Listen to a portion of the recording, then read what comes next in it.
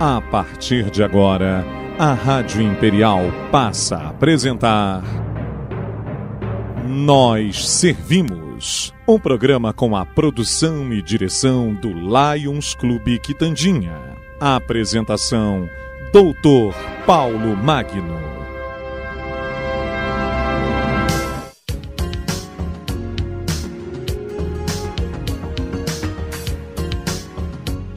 Bom dia, ouvintes da nossa Rádio Imperial. Aqui estamos mais uma vez, ainda com o programa gravado, não estamos ao vivo, mas vamos bater um papo hoje, vamos entrevistar aqui mais uma vez o nosso caro vereador, professor Leandro Azevedo.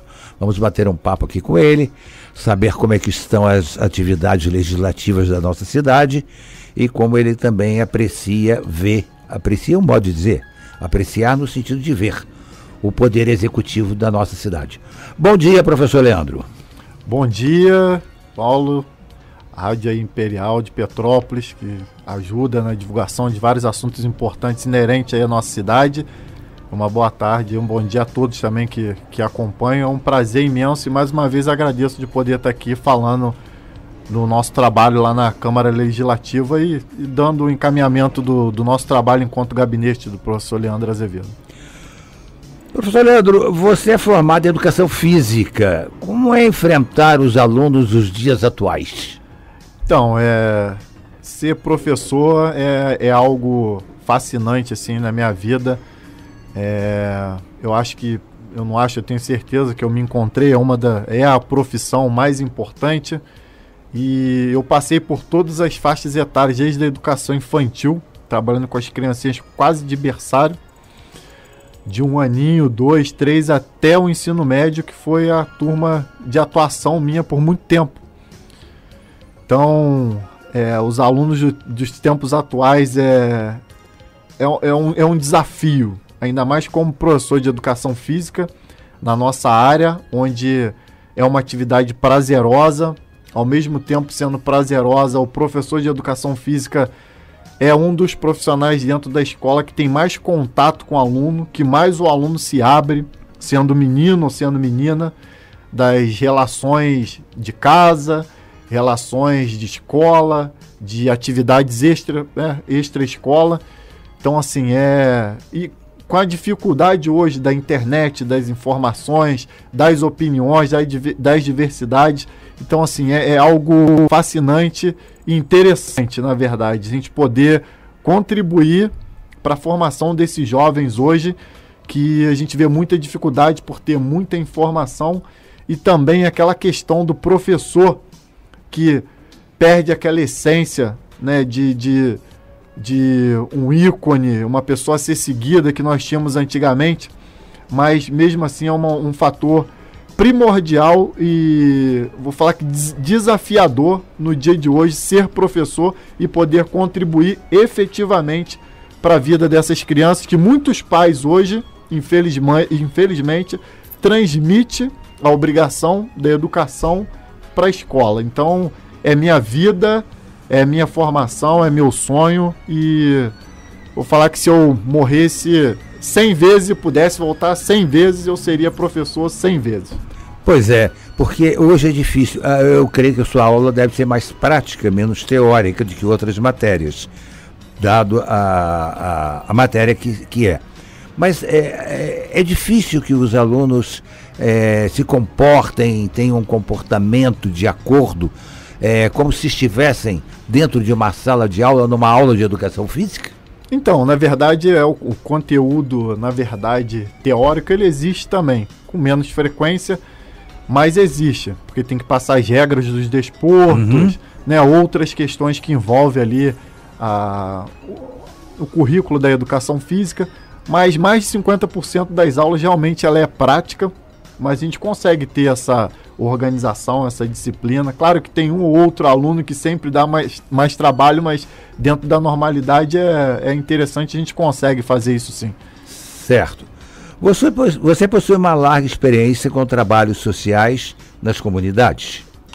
Que tipo de trabalhos você realizava antes de se eleger vereador? Paulo, então, isso na verdade é uma luta minha até hoje enquanto vereador, não à frente dos projetos sociais, mas assim, faz parte da minha vida, fez parte há 20 anos, né, com trabalhos de judô, futebol, atividade física em geral, ginástica, até terceira idade nós tínhamos projeto. Infelizmente, pela questão hoje de estar como vereador, a gente tem que sair da função, mas tem outras pessoas dando continuidade a esse legado. Então a gente teve uma época que a gente conseguiu trabalhar com cerca de 600 jovens num projeto sem apoio do poder público, na verdade sempre ajudas de amigos. Eu nunca tive nos projetos o dinheiro público envolvido, e na verdade hoje eu não cito só o meu projeto que a gente iniciou lá atrás, mas de centenas de profissionais da nossa cidade que hoje fazem o trabalho do projeto social dentro das comunidades, seja na área de educação física, futebol, de lutas, do envolvimento mesmo da questão educacional. São centenas de projetos que a gente tem que valorizar cada vez mais essas pessoas que, na verdade, fazem o papel do poder público, né? Da atividade física, do poder público, de dar o esporte lazer, né, como um fator primordial. Então isso aí está previsto no ECA, está previsto em outros documentos importantes aí que regem a criança e o adolescente. Então, na verdade, valorizar, e foi uma experiência enorme na minha vida de ajudar o próximo, de ver que, por mais que a gente esteja em dificuldade, que a gente reclame, mas tem pessoas em situações bem piores que a gente precisa, e a gente sempre pode estar estendendo a mão e ajudar o próximo. Certo, você sempre foi um aficionado pela educação física. Sim, sim. O quanto ela é importante para a própria existência do ser humano, né? Sim, e da minha existência, na verdade. Porque aí as pessoas falam, mas você fez o projeto social em virtude da política. Na verdade, não, porque foram 20 anos de projeto. A política foi uma consequência. Foi uma consequência. E por que o projeto social? Porque, na verdade, eu vim de uma família muito humilde, né? Fui o primeiro universitário dessa família, formado, né, a nível superior. Mas, sobretudo, eu fui levado ao esporte aos 7 anos de idade através de um projeto. No Vale das Videiras, do professor Alcides. Depois fomos para um projeto em Araras com o professor Vanderlei e o professor Nilo, que me deram a oportunidade desse acesso ao esporte. E aí, ingressei no judô. Hoje eu sou faixa preta, terceiro dan de judô. Mas até os 15 anos o judô foi dividido na minha vida com o futebol, que eu fui atleta da cidade de vários clubes, joguei campeonatos estaduais. E quando eu fui para o Exército Brasileiro, na verdade, foi o que me deu destaque enquanto soldado, que me deu a finalidade, a oportunidade de enganjar e ser sargento do Exército. Pois é, por isso era a próxima pergunta que eu ia lhe fazer justamente. Durante 7 anos você serviu no 32º Batalhão Dom Pedro II. Sim. Você representou o nosso batalhão em diversas ocasiões. Como foi essa experiência? Foi daí que veio o seu interesse pela educação física, ou ela já era bastante latente antes disso? A educação física sempre foi importante e direcionado ali na minha vida. Mas quando eu entrei no Exército Brasileiro, né, através das atividades que lá tinha, e logo no primeiro ano fiz parte da seleção do Exército de futebol, depois veio o judô, veio o pentátulo. Então, por alguns anos dentro do Exército, eu dividia as minhas tarefas de formação do soldado, que era o início do ano, até ali no seu período básico, e depois eu ficava praticamente destinado para o Exército para as competições. E aí que veio essa questão da educação física mais forte, porque na verdade a gente começou a conhecer outros lugares, né, e competir, e realmente esse gosto veio mais forte, se aprofundou lá durante esse período. Certo. Então isso já era uma experiência que você tinha desde jovem, desde que você começou praticamente a sua vocação pela educação física. Sim, sim. E foi uma experiência fantástica, na verdade, porque no Exército Brasileiro a gente teve a oportunidade de conhecer várias cidades, até estado que a gente podia estar visitando através do desporto, das atividades de lá, na verdade. E outra atividade que eu me destaquei, fui competidor lá também, foi o pentátulo militar, que fazia parte a corrida, a natação, o tiro, a pista de pentatlo militar e o arremesso de granada. Então eram 5 esportes numa só competição. E isso aí era a minha paixão lá também. Então foi dividido o Exército Brasileiro com as tarefas essenciais de proteção da nossa nação, de estar preparado a cada minuto, mas o esporte sempre em paralelo. Perfeito. O Leandro, eu vou ficar te chamando de professor Leandro. Melhor, é uma função fantástica. Ser vereador em Petrópolis é um desafio na carreira política? Eu acho que ser vereador, na verdade, ela é um desafio em qualquer lugar hoje, porque, na verdade, a classe política hoje ela está desgastada e desgastada através de corrupções, através de desvio de verba, de má condutas. Então, na verdade, a gente quando coloca o nosso nome para poder, de fato, ajudar a nossa cidade, ajudar a ter uma cidade mais justa e igualitária, que pensa pelas minorias também, que hoje são esquecidas, e entre outras tarefas, hoje eu falo que a política, eu não sou nem de esquerda e nem de direita, eu fui militar, sou militar, tenho essa vertente, mas também tem outro lado que precisa ser visto, e o meu partido hoje ele é um partido de centro que me dá a possibilidade de ter essa luta, na verdade, por aquele que necessita e precisa. Então é um desafio enorme hoje ser vereador e principalmente ser diferenciado, ser olhado pelo trabalho que realmente você faz de uma maneira justa e pelo que a gente é eleito dentro da nossa cidade. Certo, você falou de uma forma geral ser vereador. Sim. Agora, ser vereador em Petrópolis. Em Petrópolis é mais difícil? É mais difícil, com certeza. Aconteceram várias questões dentro da nossa Câmara, vereadores afastados, que nos causa assim uma angústia, porque a gente prega ali pela coisa certa, mas de um outro lado também a justiça ela tem um lado lento, e de outra forma também, como a gente não viu e não participa, a gente não pode de fato afirmar. Então assim, a justiça na verdade ela tem que tomar a decisão, porque sai vereador, entra vereador, fica uma corda bamba dentro da Câmara, e a gente querendo fazer um trabalho em prol da nossa população, e às vezes a gente é colocado tudo dentro de uma cesta como se tivesse feito algo de errado também. Em resumo, como se fosse um balaio de gatos e todos estivessem na mesma, dentro da mesma cesta, usando a tua expressão. Ô Leandro, quais são as suas principais bandeiras enquanto vereador?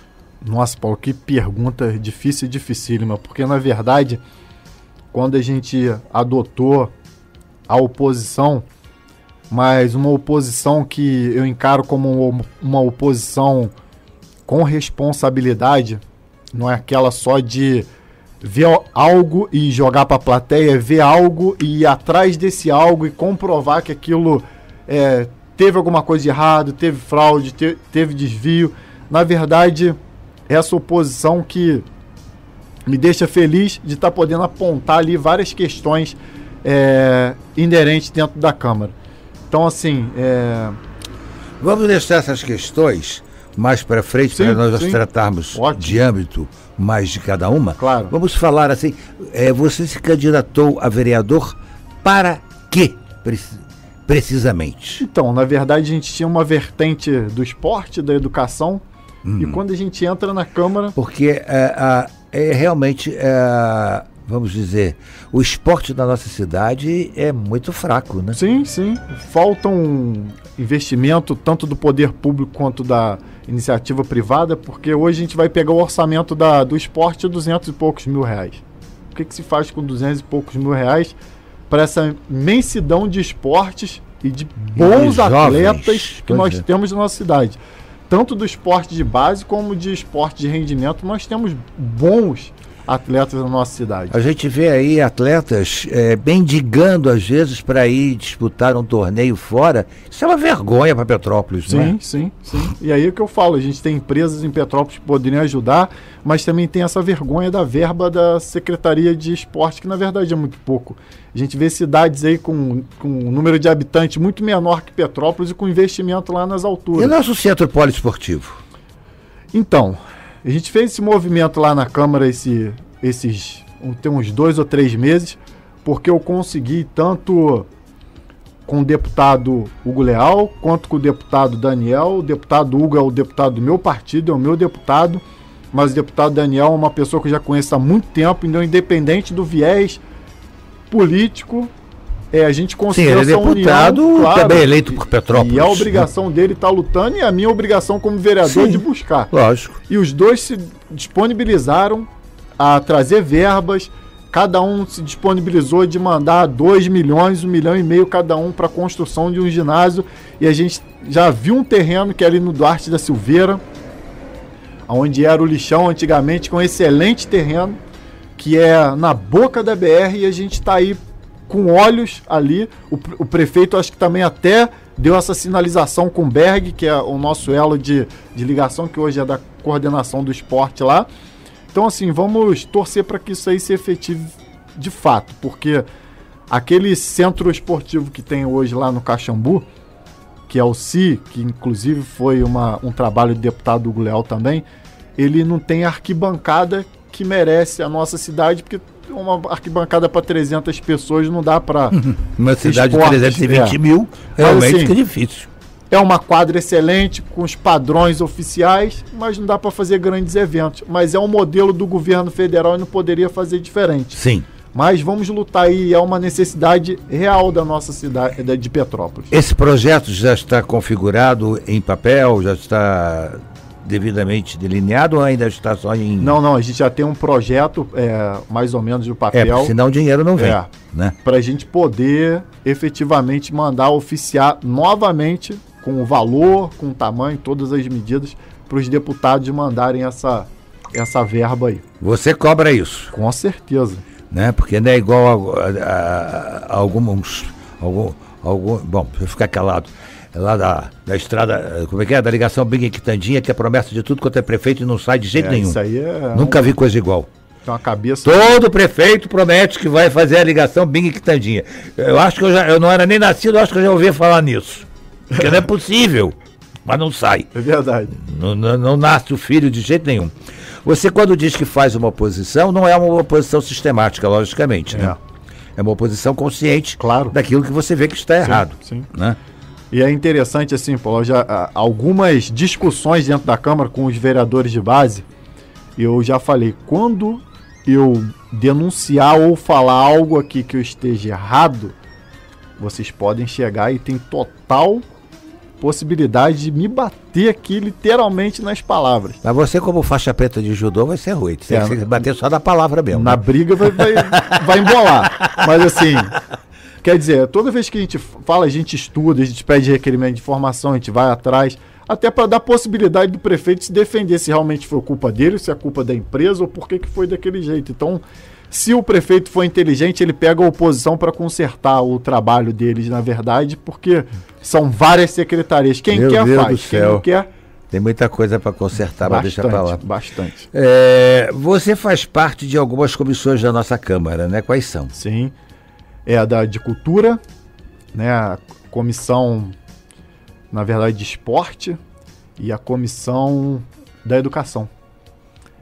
Aham. Quer dizer, cultura, educação e esporte. Isso, que aí a de esporte tem economia solidária, direitos humanos, então tem uma comissão ali embolada pelas lutas que você perguntou lá atrás e a gente não conseguiu responder, até porque veio tanta gente no meu gabinete por ser oposição que acabou pegando bandeira de rodoviária, educação, saúde, cultura e por aí, comunidade surda e vai embora. Não me fale em rodoviária, que eu nunca vi ninguém começar uma obra pelo teto. Essa aí foi alvo de denúncia de muitos vereadores. A gente começa do chão. Primeiro você conserta o teto para parar de vazar, para depois você e pintar. Agora você pinta e depois vai consertar teto, eu nunca vi isso na minha vida. É igual pintar a parede de baixo para cima. É a mesma coisa. Suja embaixo. Exatamente. Você apresentou mais de 100 projetos na Câmara. Quantos foram aprovados? Então, tem o número do nosso gabinete, Paulo, na verdade é um dos números mais grandiosos hoje dentro da Câmara. Quando a gente pega o que cada vereador fez e eu consegui fazer esse resumo, que a gente acabou até tendo a oportunidade de te mandar também, no início desse ano, e realmente eu fiquei bem assustado, mas feliz com os números do mandato. Eu falei, caramba, eu fiz isso tudo e eu mesmo não dei, né, nem o gabinete se tocou, que a gente trabalhou e trabalhou bastante. Então a gente entrou, protocolou mais de 100 projetos. No início do mandato foi muito ruim, porque vários projetos foram sendo vetados, e isso aí causou uma angústia na gente muito grande, mas hoje a gente já tem cerca de 40 projetos aprovados e a gente fica muito feliz mesmo sendo oposição, e projetos importantes, igual o fim da dupla função dos nossos rodoviários. Então a gente bateu bastante, conseguiu aprovar isso, né? Tem umas leis da educação física também, de cobrança do curso de suporte básico de vida de primeiros socorros para todos os profissionais de educação física. Algumas entradas assim, bem importantes, metodologia de aula. Agora a gente até o da máscara, eu acho que vai conseguir, a gente conseguiu também encaminhar. Do cerol veio com veto, né, proibição do cerol, linha chilena, de fato, porque estava desatualizado também.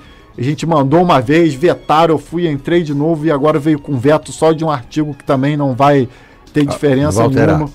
Então assim, a gente fica feliz e tem outros projetos interessantes também.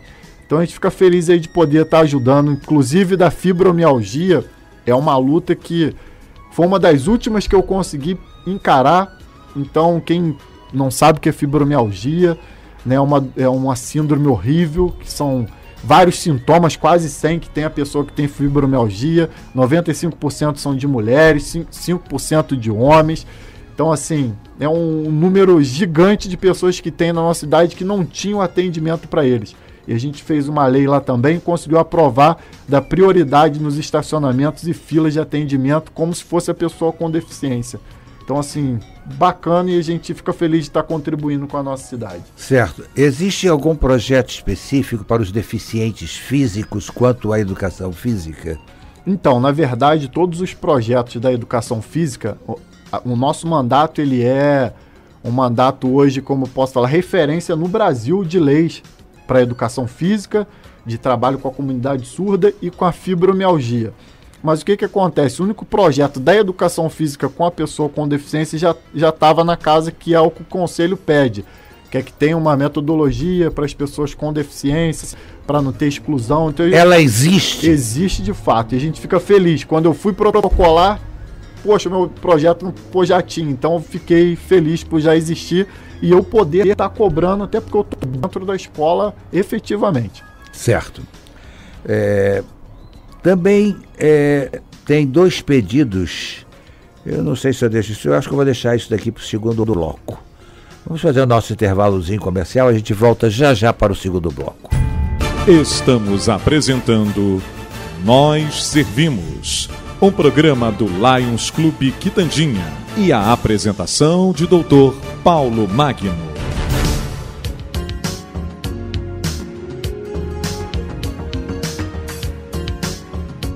Bom, amigos ouvintes da nossa Rádio Imperial, nós estamos hoje batendo um papo aqui. O papo está gravado, não é ao vivo o programa, porque nós estamos obedecendo às ordens governamentais. Muito bem, então estamos batendo um papo com o vereador professor Leandro Azevedo. O professor Leandro, por que você... também existem 2 pedidos de abertura de CPI. Por quê? Além disso, tem 3 denúncias ao Tribunal de Contas do Estado. Por quê? Então, vou começar então com a CPI do Natal Imperial, não é isso? Vamos lá. CPI do Natal Imperial, na verdade, foi a única CPI de fato que funcionou dentro da Câmara nesse período. Foi difícil, né, a gente poder arrumar as 5 assinaturas, mas chegou num momento tão cruel, onde a denúncia era tanta, todo mundo estava vendo o que estava acontecendo, que foi unanimidade e os vereadores assinaram a CPI e a gente pôde dar início aos trabalhos. Já tinha pedido requerimento de informação enquanto gabinete antes da CPI.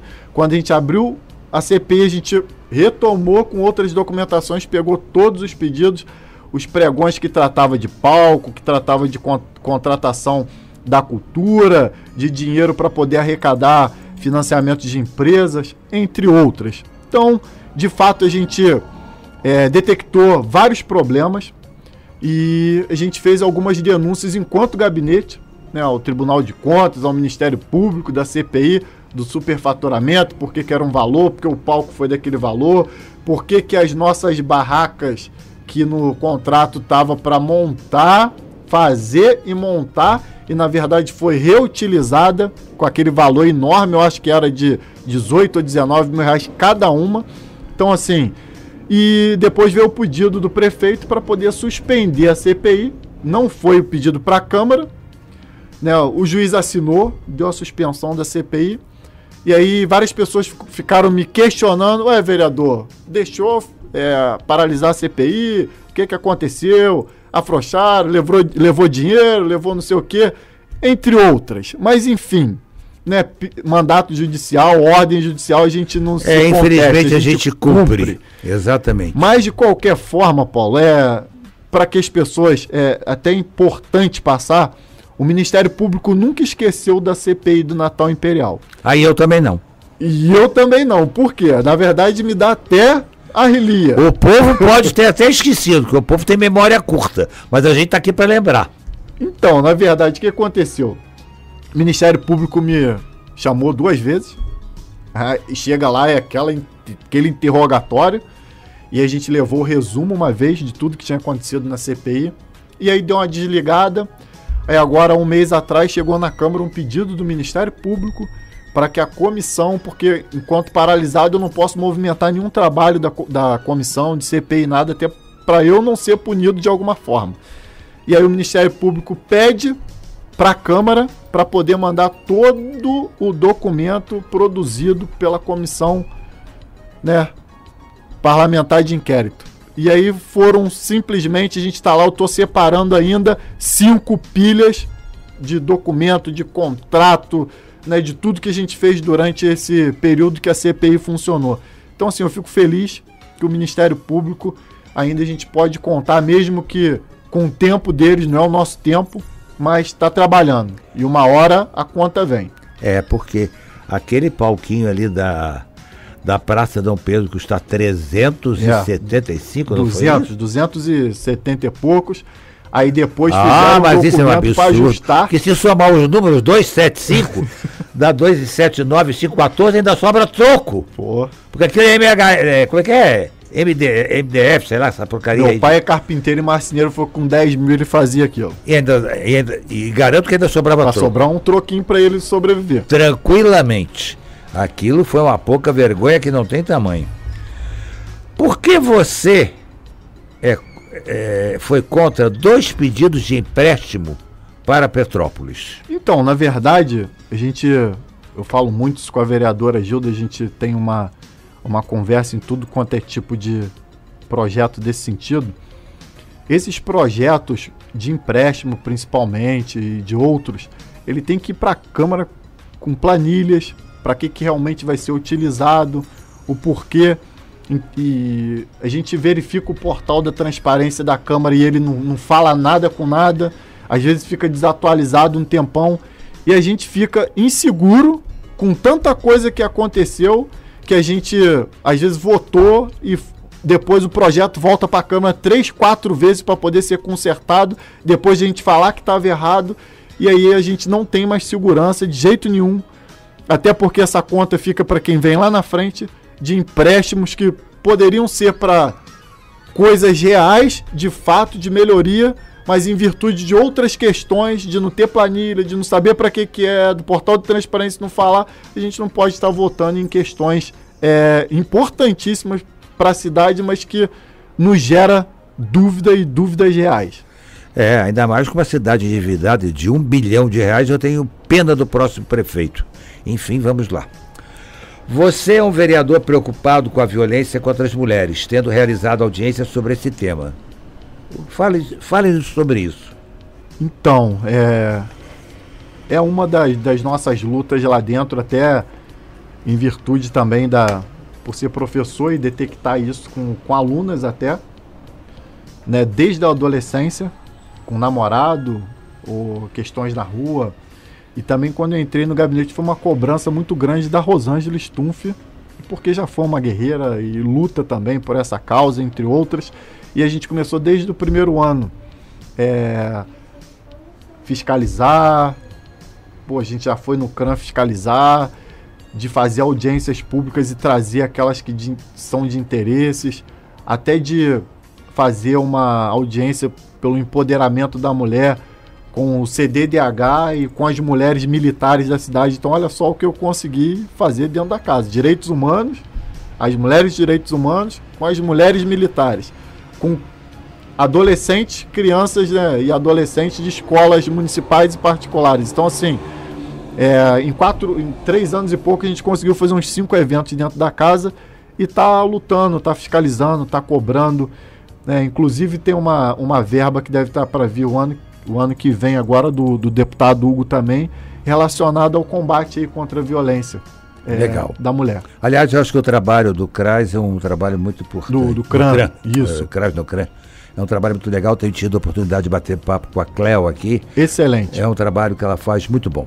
Inclusive, Paulo, tem até que reforçar, eu tive um problema na semana retrasada com algumas pessoas do CRAN, porque o CRAN hoje ele estava funcionando no Covid de portas fechadas, e aí eu coloquei lá uma postagem de uma reivindicação de um documento meu da Câmara, para que pudesse ter alguém lá para fazer o atendimento individual, presencial. Por quê? Tem mulheres em casa que se colocar a mão no telefone com o marido em casa, vai arrumar problema. E às vezes de sair e poder falar real, presencial, é fundamental. Mas o fique em casa às vezes pode criar sérios problemas. Sim, tem algumas peculiaridades. A violência aqui nesse período tem diminuído, mas não é o real que acontece no Rio de Janeiro e nem no nosso Brasil. Por isso a nossa preocupação. Tá certo. Como você vê a segurança pública em nossa cidade, Leandro?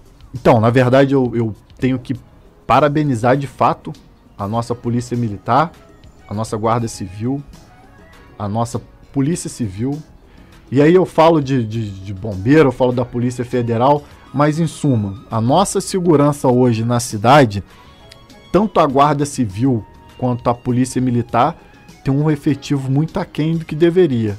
Né? A Polícia Militar, de fato, hoje ela tem um efetivo maior do que o menor, bem menor, de que o que teve alguns anos atrás. Eu acho que já chegou a 500 homens aqui. O que é lastimável. Não é? Então a gente precisa cada vez mais aumentar esse efetivo, porque nossas comunidades elas estão maiores e piores, mais agressivas. Então assim, hoje a gente pega um adolescente, eu já tive várias experiências dessa, de dar aula para adolescentes que eram envolvidos com problemas nas comunidades. Então, assim, a gente precisa do policial para estar lá orientando, tá prendendo, fazendo de fato ali o exercício deles. E a nossa Polícia Civil, que hoje é a nossa Guarda Civil, que é a Guarda Municipal, da mesma forma, um efetivo muito pequeno para estar podendo dar conta do patrimônio da nossa prefeitura, das estruturas públicas. Porque nisso eles vêm falhando um pouquinho aqui no nosso modo de ver em alguns locais, principalmente naquele terminal rodoviário, sim, né? sim.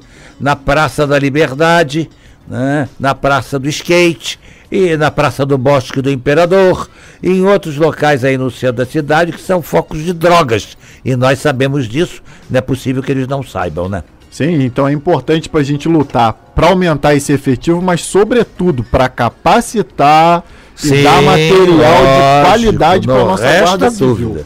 Não resta dúvida, né? Porque logística de trânsito eu acho que não é apito deles, eles não têm que se meter nisso.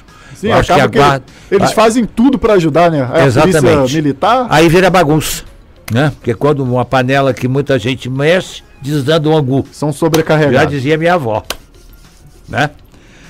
Você faz parte ou faz ainda parte da comissão do novo Código de Posturas do município. Ah, sim. Que alterações substanciais foram incluídas nessa nova lei?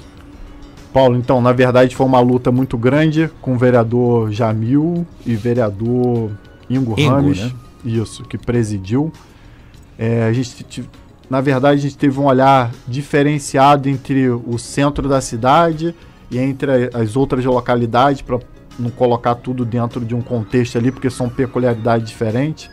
Na situação de placas, hoje eu não sei informar o que de fato ali as peculiaridades com clareza, porque é um documento muito grande, mas assim, as bancas de jornais tiveram alteração, as questões de placas de letreiros tiveram alterações, a questão da economia solidária foi incluída também no assunto. Então, assim, foi uma experiência muito importante, na verdade, porque a sociedade civil participou muito, com várias pessoas de vários assuntos diferentes, e o documento já foi há algum tempo para a prefeitura, e a gente está esperando que isso volte de fato, porque foi um trabalho enorme e desgastante. Eu espero realmente um bom resultado, porque a nossa cidade está virando... Sim. Desculpa, só faltava pendurar as coisas do lado de fora da calçada. Sim, porque o visual nós não temos mais aquele glamour que a cidade tinha. A cidade que se titula Cidade Imperial estava virando um pandemônio aqui, né? Principalmente com alto-falantes, né, em certas lojas comerciais que vão para o lado de fora para gritar. Isso aí foi comentado, falado muito, de calçadas, dói no ouvido, né, da gente. Terrível, terrível.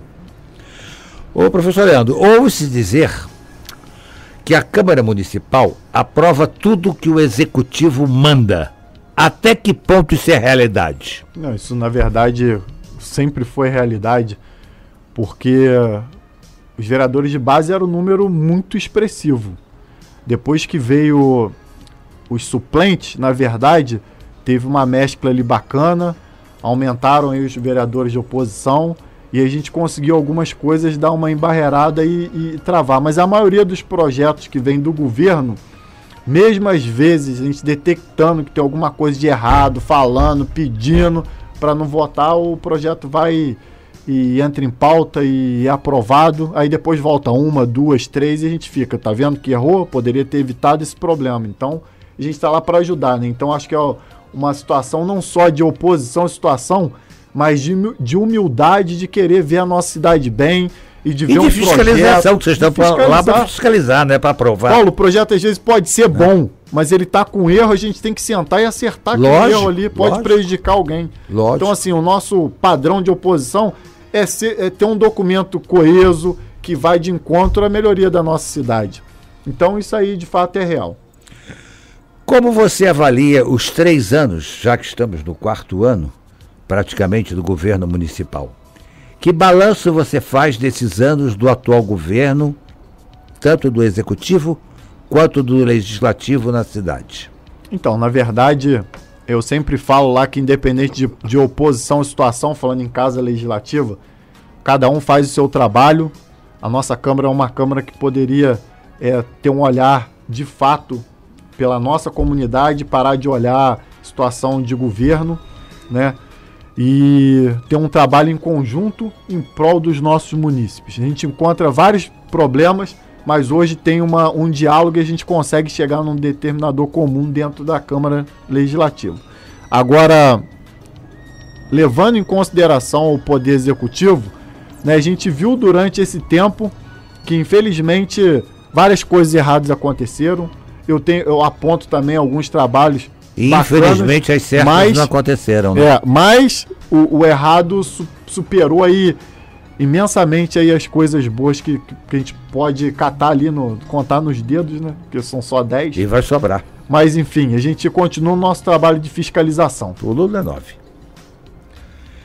É isso aí. Até que ponto a nossa Câmara é transparente? Então, hoje eu falo, acho que cada vereador lá tem o seu trabalho, as pessoas publicam o que acham de melhor do trabalho. Todos os documentos da Câmara hoje, ela pode ser pedido por qualquer cidadão.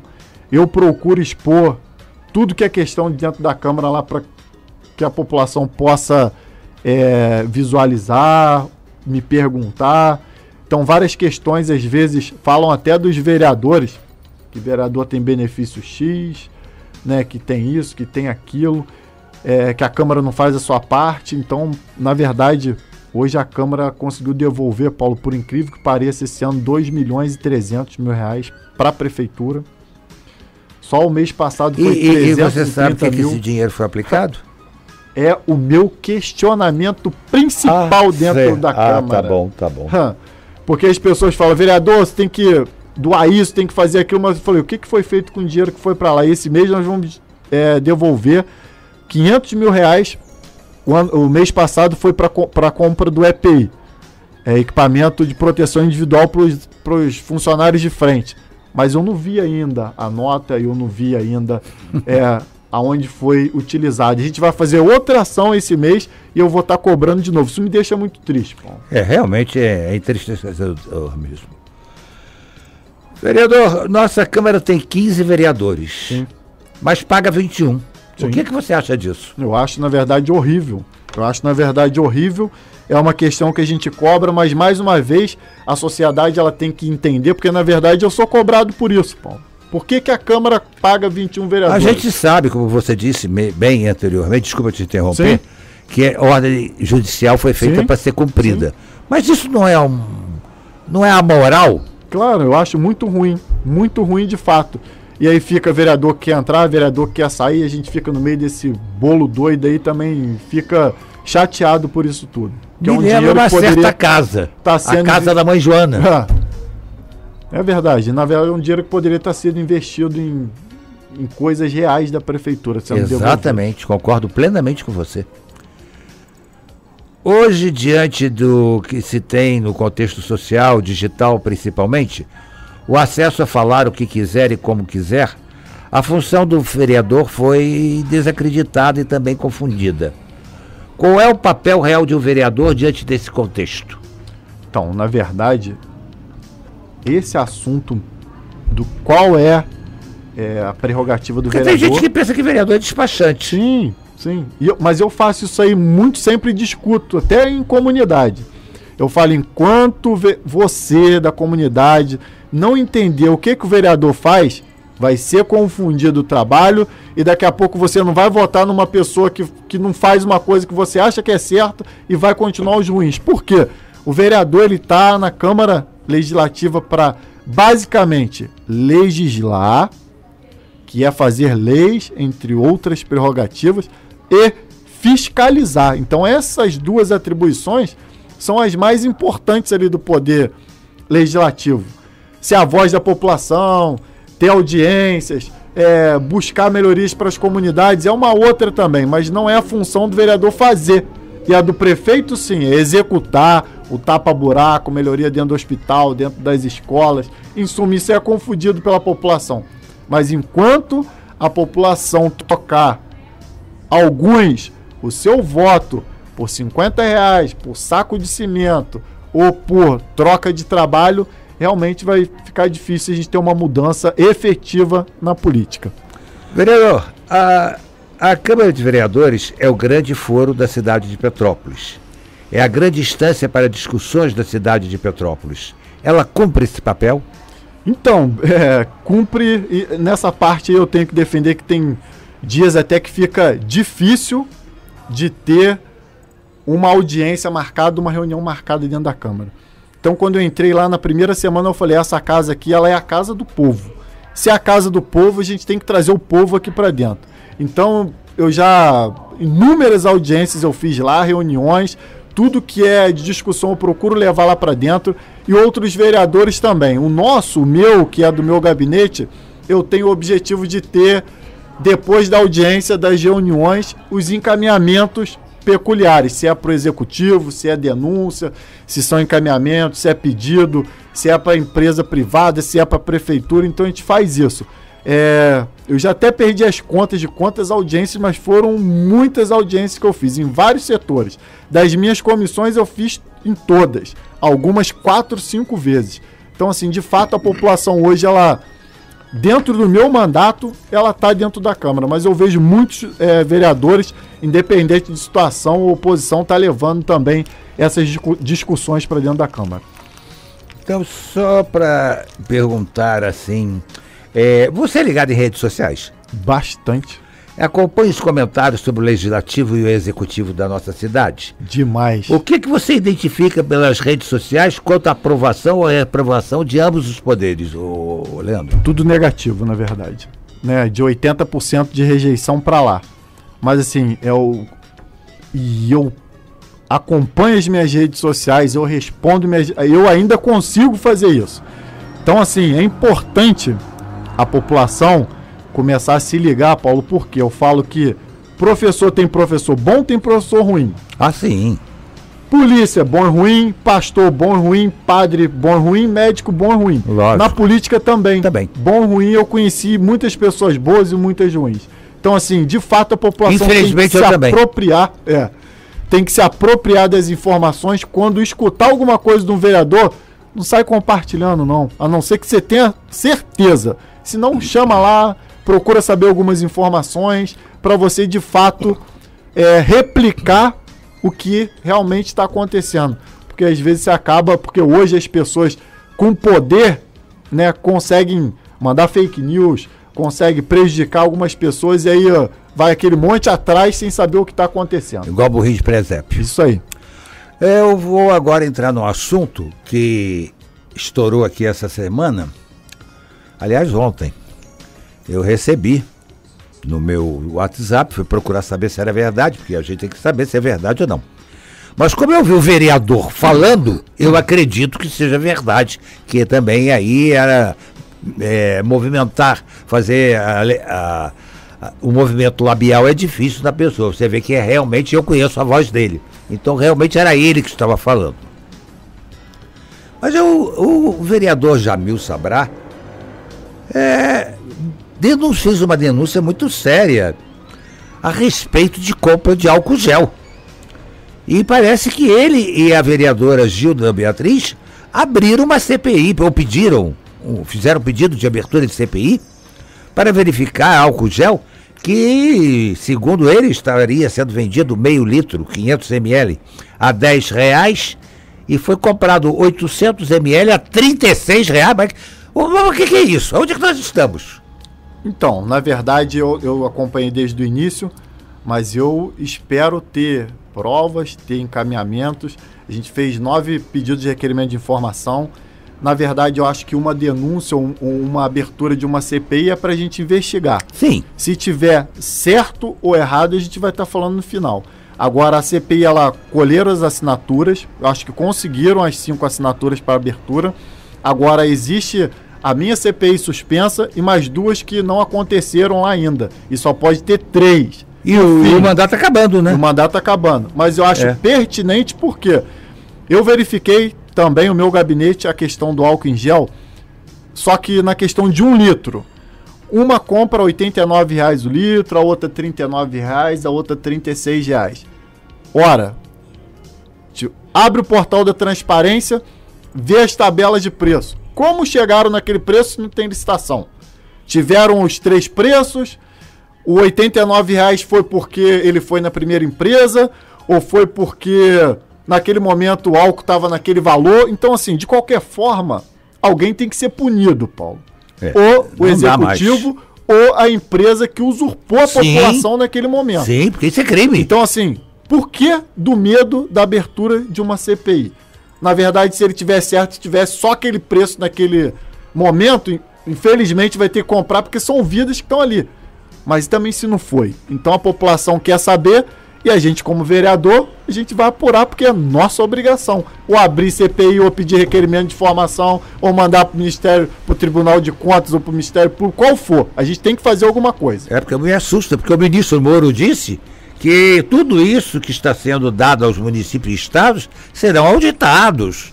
E a gente espera que realmente sejam, porque eu estou vendo coisas aí do Arco da Velha, coisas compradas por preços exorbitantes, que eu fico horrorizado. Não querem a cloroquina, porque a cloroquina custa R$1, mas querem o Trimufu lá, sei lá o nome do raio do remédio, que custa 260 a R$300. Quer dizer, é porque é mais caro. Aí, olha, realmente, no nosso país, o brasileiro tem que ser estudado pela NASA, porque realmente não existe isso.